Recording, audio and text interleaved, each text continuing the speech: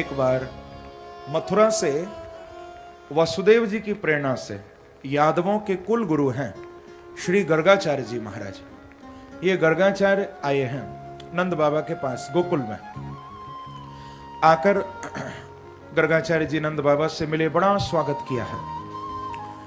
गर्गाचार्य जी को नंद बाबा ने कहा कि देखो महाराज, आज आप बड़ी कृपा करके पधारे हो, एक विनती है आपके चरणों में। क्या? बोले हमारे यहां दो लाला हैं, एक है यशोदा को और दूसरा है रोहिणी को।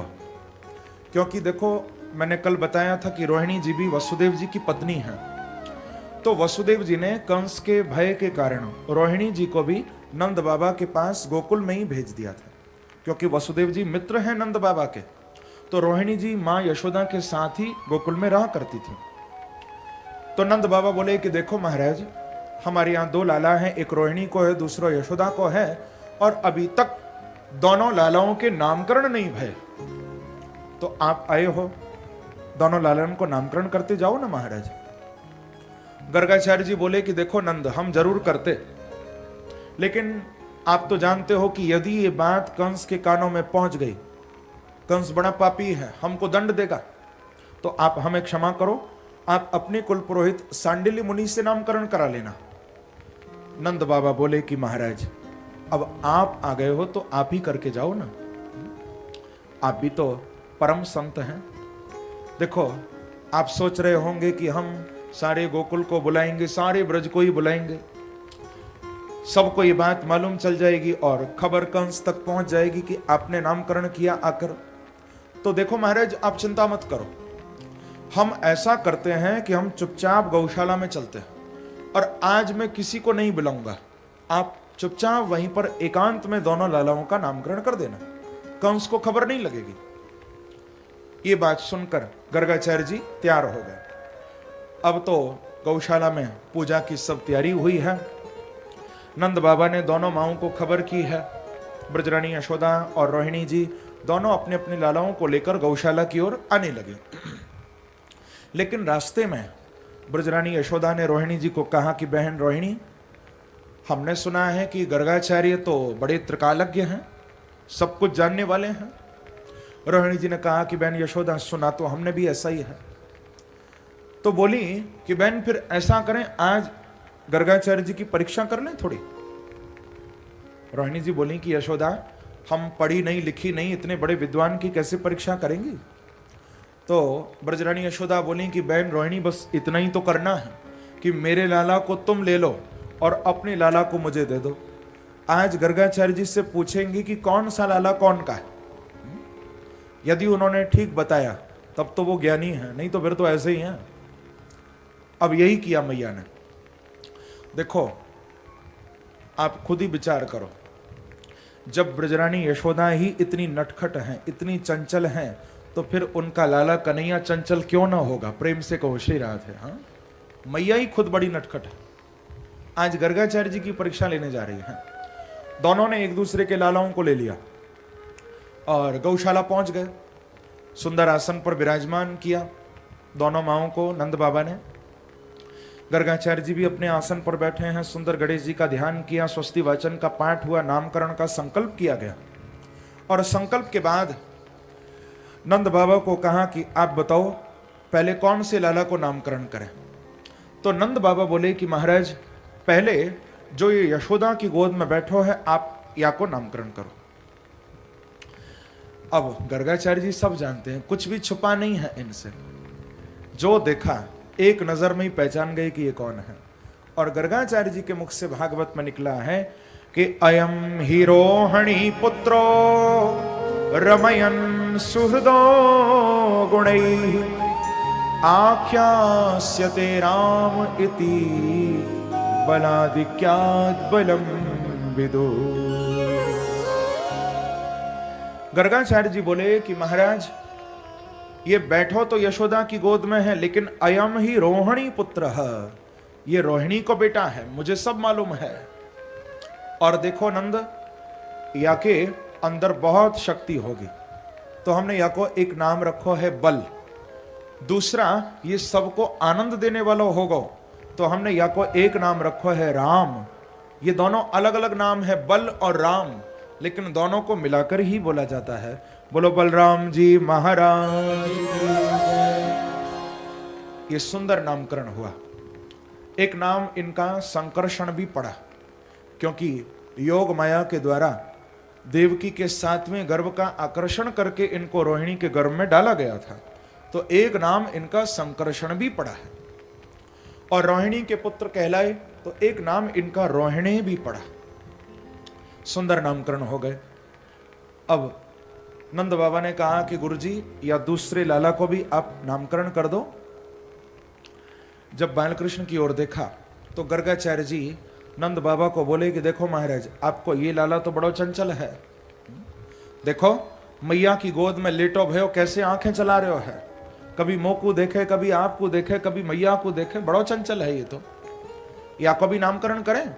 बोले हाँ गुरुजी, कोई अच्छो सो नाम हो तो या को भी आप रख दो। तो गर्गाचार्य जी बड़े प्रसन्न हो रहे हैं, कहते हैं कि आसन वर्णाश्रयो ह्यस्य गृणतो नियुगं तनु शुक्लो रक्तस्तथा पीत इदानीं कृष्णतां गतः। देखो महाराज, आपको ये जो लाला है या के युग युग में अवतार भय हैं, अनेक युगों में इसने अवतार लिया है, कभी शुक्ल अवतार, कभी रक्त अवतार, कभी पीत अवतार, लेकिन इदानीम कृष्णताम गतः, अब की बार ये कृष्ण रूप से अवतार लेकर आयो है, तो हमने या को एक नाम रखो है कृष्ण। और देखो नंद, एक बात और मैं बता दूं आपको कि आपको ये जो लाला है ना, ये तो साक्षात नारायण ही है। हाँ, ये नारायण है। देखो अब तक तो भगवान चुपचाप बैठे थे मैया की गोदी में, लेकिन जब गर्गाचार्य जी ने कहा कि ये नारायण है, तो अब भगवान मैया की गोद में बैठे बैठे गर्गाचार्य जी की ओर लाल लाल आंखें निकालने लगे, गुस्से में देखने लगे भगवान। अब गुरु और चेले के इशारों में बात हो रही है। गुरु हैं गर्गाचार्य और चेला है भगवान, नाम मिला है ना गुरु से, इशारे में बात हो रही। गर्गाचार्य जी बोले कि क्यों प्रभु, नाराज क्यों होते हो? क्या मैंने कुछ गलत कहा? क्या आप नारायण नहीं हो? तो भगवान भी इशारे में बोले कि महाराज मैं जानता हूं कि मैं नारायण हूं, लेकिन आपने ये बात अपने मुंह से क्यों बोल दी? बोले बोल दी तो बोल दी, अब इसमें कौन गुनाह हो गया? तो भगवान बोले कि बहुत गुनाह कर दिया आपने आज। जानते हो यदि आप अपने मुंह से कह दोगे कि मैं नारायण हूं तो क्या होगा? प्रभु क्या होगा? बोले आप तो जानते हो महाराज कि नारायण का तो एक मंदिर होता है ना, तो मेरी मैया और मेरे बाबा मेरे लिए भी एक छोटा सा मंदिर बनवाएंगे और उस मंदिर में मूर्ति की जगह मुझे पधरा देंगे, मुझे बिठा देंगे, और फिर जानते हो सूखे शक्कर-पारे भोग लगाएंगे, और जो मीठी लीला माखन चोरी मैं ब्रज में करने आया हूं वो सब धरी की धरी रह जाएगी। महाराज आप मना कर दो कि मैं नारायण नहीं हूं, क्योंकि नारायण कभी गोपी के यहां माखन चुराने नहीं जाते हैं। कभी आपने देखा 4 भुजा वाले नारायण को शंख चक्र गदा पद्म लेकर किसी गोपी के यहां माखन चुराते हुए? हाँ? ये लीला तो केवल हमारे बालकृष्ण करते हैं। आप मना कर दो कि मैं नारायण नहीं हूं। गर्गाचार्य जी बोले कि प्रभु इतना नाराज क्यों होते हो? अरे अभी मना कर देता हूं, ब्राह्मणों को बात पलटने में कितना देर लगती है, अभी पलट देता हूं। तुरंत गर्गाचार्य जी बोले नंद बाबा को कि देखो महाराज आपका ये लाला नारायण नहीं है। नंद बाबा बोले गुरुजी मैं भी तो इतनी देर से यही सोच रहा था कि मेरा लाला नारायण कैसे हो सकता है, शायद मेरे लाला में कुछ अच्छे गुण आ गए होंगे तो आपने नारायण कह दिया। तो गर्गाचार्य जी बोले कि महाराज बिल्कुल ठीक कहा आपने, आपका लाला नारायण नहीं है, लेकिन नारायण समो गुणई ही, आपके लाला में नारायण के से कुछ अच्छे गुण आ गए हैं, तो इसीलिए मैंने इसको नारायण कह दिया। बोलो कृष्णचंद्र भगवान की जय। भगवान का ये सुंदर नामकरण हुआ था कृष्ण। कृष्ण का अर्थ होता है बंधुओं कर्षतीति कृष्ण, जो सबको अपनी ओर आकर्षित करे, खींचे, वो कृष्ण है। आज दोनों माताएं अपने अपने लालाओं को लेकर जब वापस जा रही हैं, तो रास्ते में ब्रजरानी यशोदा से रोहिणी जी बोली कि बहन यशोदा, तुमको याद है गुरुजी ने हमारे लालाओं का क्या नाम रखा था? यशोदा जी बोली कि बहन रोहिणी मैं तो भूल गई, गुरुजी कुछ टेढ़ा सा नाम रख गए थे, मुझे तो याद नहीं, क्योंकि मैया को कृष्ण नाम बड़ा टेढ़ा लगता था, मां पर कभी लिया नहीं जाता था।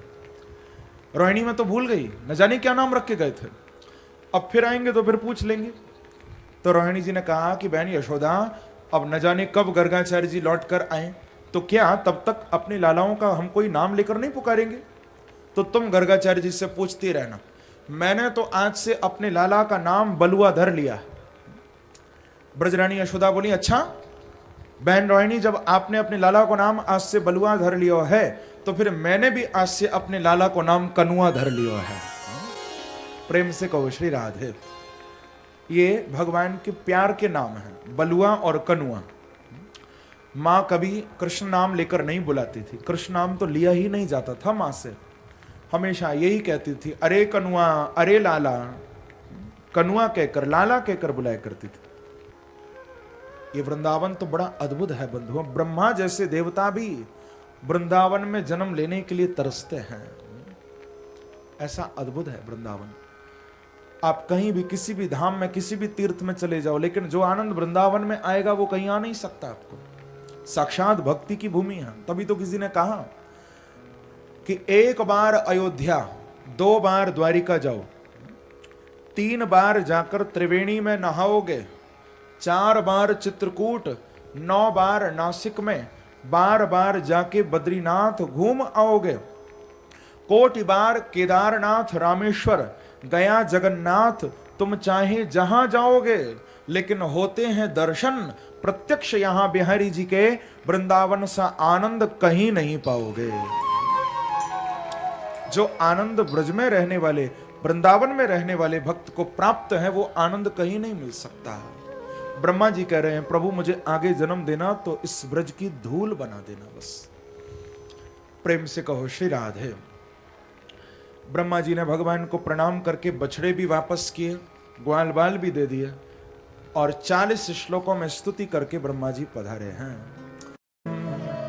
कृष्ण कृष्ण हि न विभो तस्या विशुद्धि मन विच्छन सर्पम तमुदवासयत्।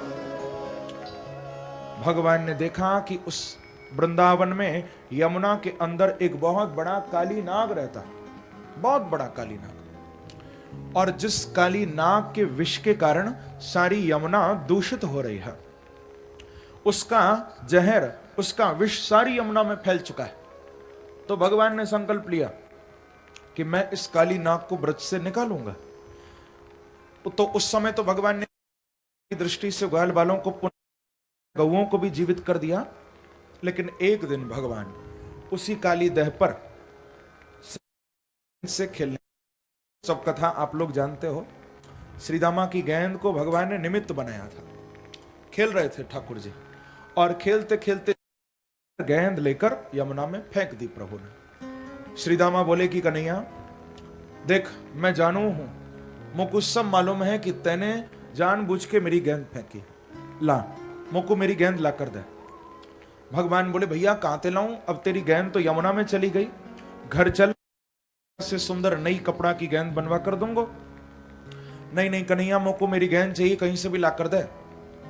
भगवान समझ गए, प्रभु चाहते भी थे कि श्रीदामा आज हट करे, जिद करे। भगवान कदम के वृक्ष पर चढ़ गए हैं। आज भी वो कदम का वृक्ष वृंदावन में है, कालीदेव पर, 5000 साल पुराना, कभी जाओ तो देखना।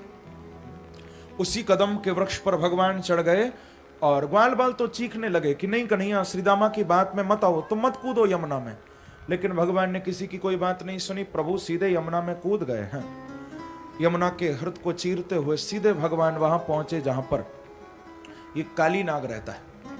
जब भगवान गए तो उस समय काली तो सो रहा था, लेकिन नागिन, उस काली की पत्नियां जाग रही थी। और जब उन नागिनों ने भगवान को देखा, देखती रह गई, कितना सुंदर ये बालक है। तो भगवान से थोड़ा वार्तालाप किया है। भगवान को बोली नागिन कि कौन दिशा ते आयो रे बालक, कहा तुम्हारो नाम है, कौन सखी के पुत्र जो कहिए, कौन तुम्हारो गांव है। अरे बालक, तुम कहां से आए हो, तुम्हारा क्या नाम है, कौन सा गांव है? तो भगवान बोले कि पूर्व दिशा ते आयो री नागिन, कृष्ण हमारो नाम है, मात यशोदा पिता नंद जो, गोकुल हमारो गाम है। देखो नागिनों, मैं पूर्व दिशा से आया हूं, गोकुल मेरा गांव है, मेरे पिता नंद है और मेरी मैया यशोदा है। अच्छा बालक, तो फिर ये भी बता दो कि तुम यमुना में क्यों कूदे हो?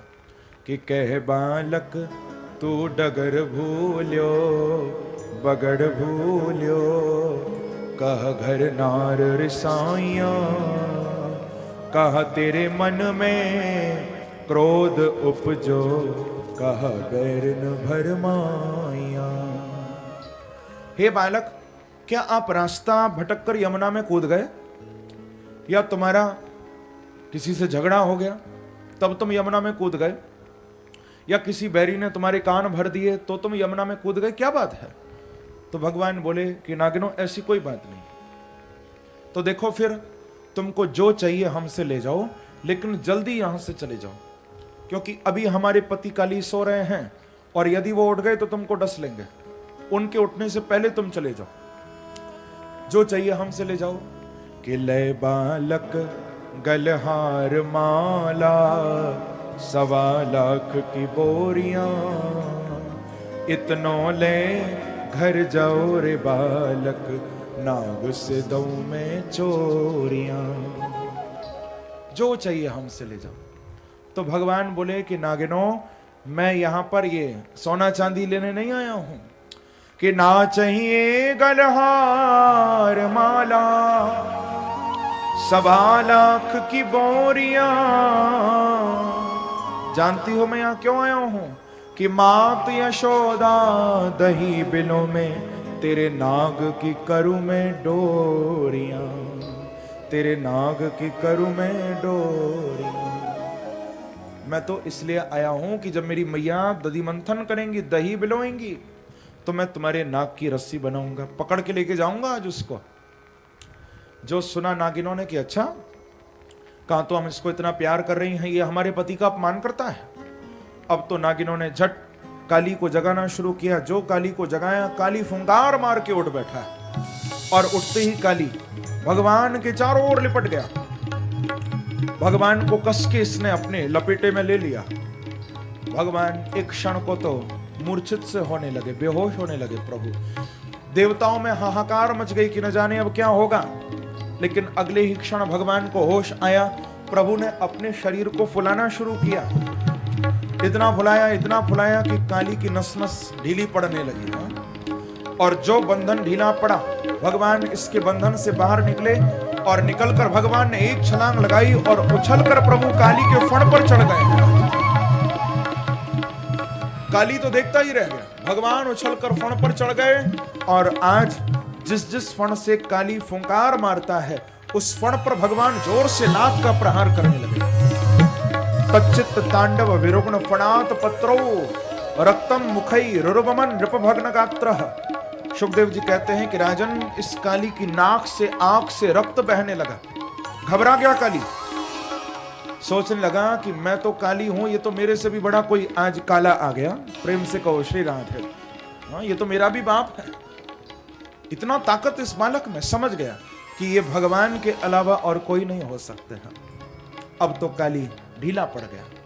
नागिन भी हाथ जोड़कर खड़ी हो गई। काली भी भगवान को कहने लगे कि नहीं नहीं प्रभु, मैं आपको पहचान नहीं पाया था, माफ कर दो, क्षमा कर दो मुझे। वयम खला सहोत्पत्त्या तामसा दीर्घमन्यवः, स्वभावो दुस्तेजो नाथ लोकानाम यद सद्ग्रह। हे भगवान, मैं तो जाति से ही दुष्ट हूं, मैं तो जाति से ही खल हूं, तमोगुणी वृत्ति वाला हूं। मेरा तो काम ही लोगों को मारना है। प्रभु, उसी तमोगुणी वृत्ति के कारण मैं आपको पहचान नहीं पाया, आप मुझे क्षमा करिए, क्षमा करिए।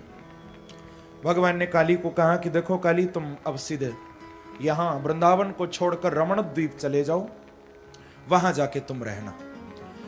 ऐसा भगवान ने काली को कहा है।